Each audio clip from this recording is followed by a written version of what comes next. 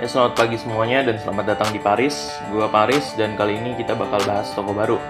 Jadi tokoh yang bakal gue bahas di video ini adalah René Descartes. Ya, dia itu orang Prancis, dia filsuf dan juga matematikawan, dan dia juga masuk ke dunia fisiologi. Buat yang nggak tahu, fisiologi itu adalah ilmu yang mempelajari cara kerja mekanisme tubuh manusia.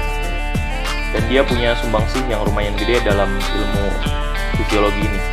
Jadi Descartes ini punya ide gokil tentang tubuh manusia. Dia nyakinin kalau tubuh itu seperti mesin. Dia mikirnya tubuh manusia itu kayak alat mekanik yang punya komponen-komponen yang bisa dijelasin pakai hukum alam dan matematika. Jadi dia nyambungin antara mekanika dan juga fisiologi. Misal lu lihat otak, menurut Descartes otak itu kayak pusat kontrol yang ngatur semua gerak tubuh. Dia ngejelasinnya kayak kalau otak itu kayak kantor pusat yang ngasih perintah ke bagian-bagian tubuh lainnya. Nah, ini konsepnya unik banget karena saat itu banyak yang masih bingung gimana otak dan tubuh manusia bekerja bareng. Buat ngebuktiin teorinya, Descartes bahkan ngebikin gambar model-model tubuh manusia kayak mesin biar orang lebih mudah.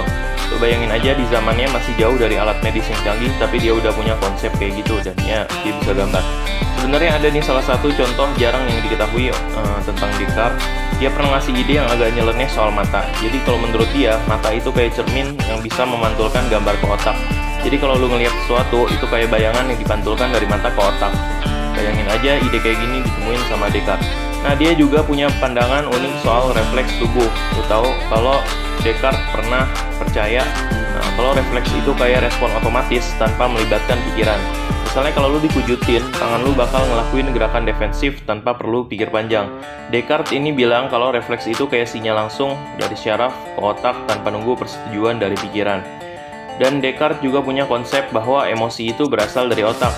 Dia ngomongin kalau ada hubungan antara perasaan dan otak, dan bahwa perasaan itu sebenarnya proses fisik yang terjadi di otak. Ini juga termasuk konsep yang mungkin agak beda dengan pandangan pada zamannya yang masih sering nyambungin emosi dengan hal-hal spiritual atau ya bahkan dengan hati ya. Maksudnya itu orang-orang zaman itu masih mikir kalau emosi itu dari jantung gitu. Nah, jadi intinya Descartes bukan cuma filsuf yang mikirin cogito ergo sum. Ya, cogito ergo sum itu adalah aku berpikir maka aku ada. Nanti gue jelasin di video lain. Tapi dia juga punya andil gede dalam perkembangan ilmu fisiologi. Konsepnya tentang tubuh manusia sebagai mesin, otak sebagai pusat kontrol, dan lain-lain memberikan dasar penting buat pemahaman kita tentang fungsi tubuh kita sampai sekarang. Meskipun ada ide-ide yang agak aneh dan kontroversial, tapi nggak bisa dipungkiri kalau Descartes ini punya peran penting dalam ilmu pengetahuan. Selain kontribusinya yang gede di dunia fisiologi, Descartes juga punya pemikiran yang agak nyeleneh soal alam semesta. Dia punya teori tentang dualisme antara tubuh dan pikiran. Jadi menurut dia, tubuh itu materi yang bisa diukur dan dijelaskan dengan sains. Sedangkan pikiran itu non-materi dan gak bisa diukur dengan cara yang konvensional. Nah, ini bikin dia mikir kalau tubuh dan pikiran itu dua entitas yang beda dan bisa berjalan tanpa saling bergantung. Coba lu bayangin, menurut Descartes, lu bisa punya pikiran yang berjalan sendiri tanpa ketergantungan tanpa tubuh lu. Konsep ini agak out of the box dan memang menuai kontroversi dan juga ya sangat absurd dan aneh, tapi ya keren juga di saat yang bersamaan. Karena banyak yang gak setuju dengan pemisahan tajam antara tubuh dan pikiran. Dan apakah lo tahu kalau Descartes ini juga punya pemikiran yang unik tentang binatang?